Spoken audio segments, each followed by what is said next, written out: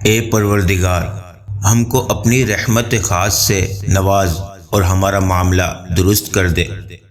امید بس رب سے رکھو، سب سے نہیں۔ دل میں اٹھا ہے درد جب جب، کلام خدا مرہم بن گیا تب تب۔ بے شک صبح کے قرآن میں فرشتے حاضر ہوتے ہیں۔ بے شک اللہ کے نزدیک سچا دین صرف اسلام ہے۔ اللہ جسے چاہتا ہے حکمت عطا کرتا ہے، اور جسے حکمت مل گئی تو گویا اسے بڑی دولت مل گئی، اور ان باتوں سے صرف عقل مند لوگ ہی سبق حاصل کرتے ہیں۔ جیسے پانی دیکھنے سے نہیں بلکہ پانی پینے سے پیاس بجھتی ہے، ایسے ہی قرآن پاک محض پڑھنے سے نہیں بلکہ سمجھ کر پڑھنے سے ہدایت ملتی ہے۔ جب تمہارے سامنے قرآن پڑھا جائے تو اسے توجہ سے سنا کرو اور خاموش رہا کرو تاکہ تم پر رحم کیا جائے۔ اے ایمان والو، اگر تم اللہ کی ناراضگی سے ڈرتے ہوئے زندگی گزارو گے تو اللہ تمہیں حق و باطل میں فرق کرنے کا فہم عطا کرے گا۔ کیا تم نہیں جانتے آسمانوں اور زمین کی بادشاہت صرف اللہ ہی کے لیے ہے، اور اللہ کے سوا نہ کوئی تمہارا دوست ہے اور نہ کوئی مددگار۔ گھر والے آپ کی قبر کو باہر سے ماربل لگا خوبصورت کر دیں گے، لیکن قبر کے اندر خوبصورتی کے لیے آپ کو خود محنت کرنی پڑے گی۔ میرے رب، میں بے بس ہوں، تو میری مدد فرما۔ پس مجھے یاد کرو، میں تمہیں یاد کروں گا۔ یقین جانو کہ اللہ زیادتی کرنے والوں کو پسند نہیں کرتا۔ جو لوگ قرآن سے جڑ جاتے ہیں نا، وہ پھر اپنی زندگی کی ہر جنگ جیت جاتے ہیں۔ جس چیز میں اللہ کی رضا شامل ہوتی ہے وہ چیز ہمیں بے سکون نہیں کرتی۔ جب بے وجہ توڑ دیے جاؤ تو سمجھ جاؤ اللہ تمہیں اپنے قریب لا کر جوڑنا چاہتا ہے۔ اگر اللہ تمہیں وہاں تک نہیں لے کر گیا جہاں تم جانا چاہتے ہو تو یقین رکھو بہتر ہوگی وہ جگہ جہاں وہ تمہیں اپنی مرضی سے لے جائے گا۔ اے انسان، تو کتنا خوش قسمت ہے، قرآن پاک میں اللہ تم سے بات کرتا ہے۔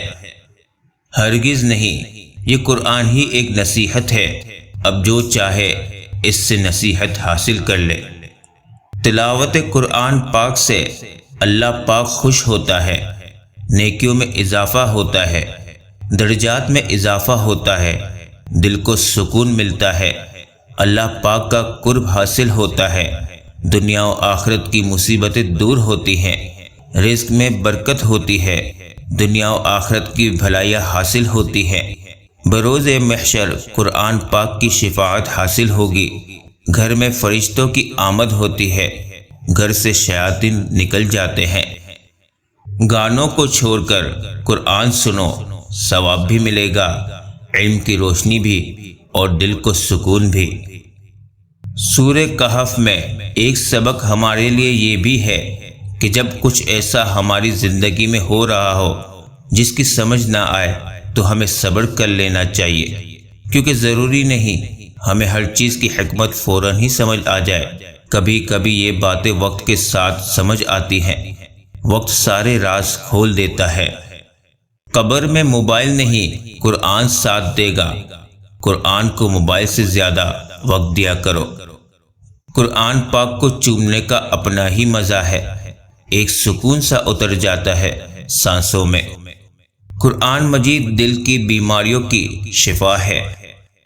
جب خود کو دنیا سے بیزار پاؤ، قرآن اٹھاؤ، سینے سے لگاؤ اور اللہ کے ہو جاؤ۔ قرآن ایسا نور ہے جو دلوں کے زنگ اتار دیتا ہے۔ آج عمل ہے حساب نہیں، کل حساب ہوگا عمل نہیں۔ ہوں گی تمہارے پاس زمانے بھر کی ڈگریاں، گھر پر رکھا قرآن نہ پڑھ پاؤ تو ان پڑھ ہو تم۔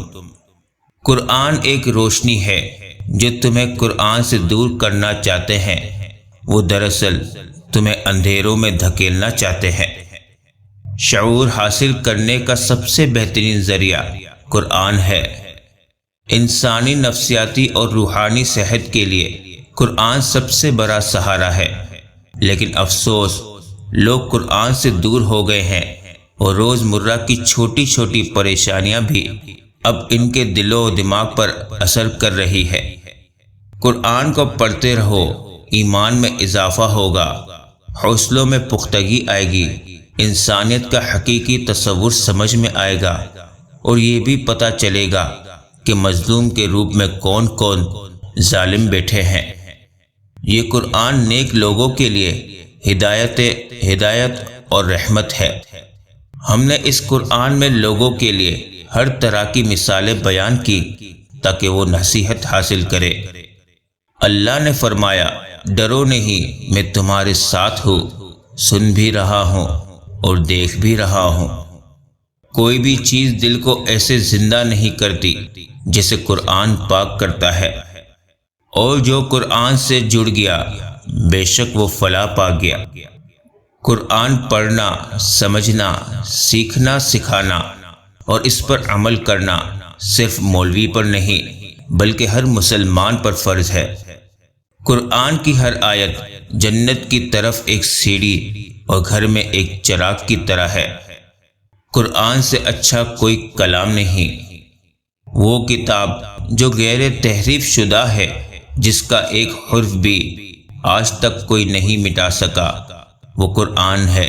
بے شک قرآن کو پڑھنے کا ایک مقصد یہ بھی ہونا چاہیے کہ تم مشکلات میں حل نکال سکو، اور تقدیر اللہ کے ایک اشارے پر بدل جایا کرتی ہے۔ تم یقین تو رکھو، وہ بہتر لے کر بہترین دے گا۔ سورہ یوسف ہمیں یہ سکھاتی ہے، بیمار صحت یاب ہو جاتے ہیں، غم خوشیوں میں تبدیل ہو جاتے ہیں، مشکلیں آسانیوں میں تبدیل ہو جاتی ہیں، کھوئے ہوئے مل جاتے ہیں۔ بے شک سب اللہ کے حکم سے ہے۔ جو قرآن سے جڑ گیا وہ فلاح پا گیا۔ گوگل سے دنیا کا ہر راستہ دیکھا جا سکتا ہے، لیکن جنت کا راستہ صرف قرآن اور نماز دکھاتی ہے، اور قرآن دلوں کو سکون بخشنے والی کتاب ہے۔ اللہ بہتر جانتا ہے ہمارے لیے کیا بہتر ہے اور کیا نہیں۔ وہ ہمیں وہی عطا کرتا ہے جو ہمارے لیے بہترین ہوتا ہے۔ قرآن سے محبت تو سبھی کرتے ہیں، لیکن نبھاتے وہی ہیں جو اس کی تلاوت کرتے ہیں۔ اور پھر مجھے یہ آیت مل گئی تھی، کیا وہی نہ جانے گا جس نے پیدا کیا۔ نماز چہرے کا نور ہے اور قرآن دل کا سکون ہے۔ سب کچھ کھو دینے کے بعد بھی اللہ پر یقین رکھنا، اسے ہی ایمان کہتے ہیں۔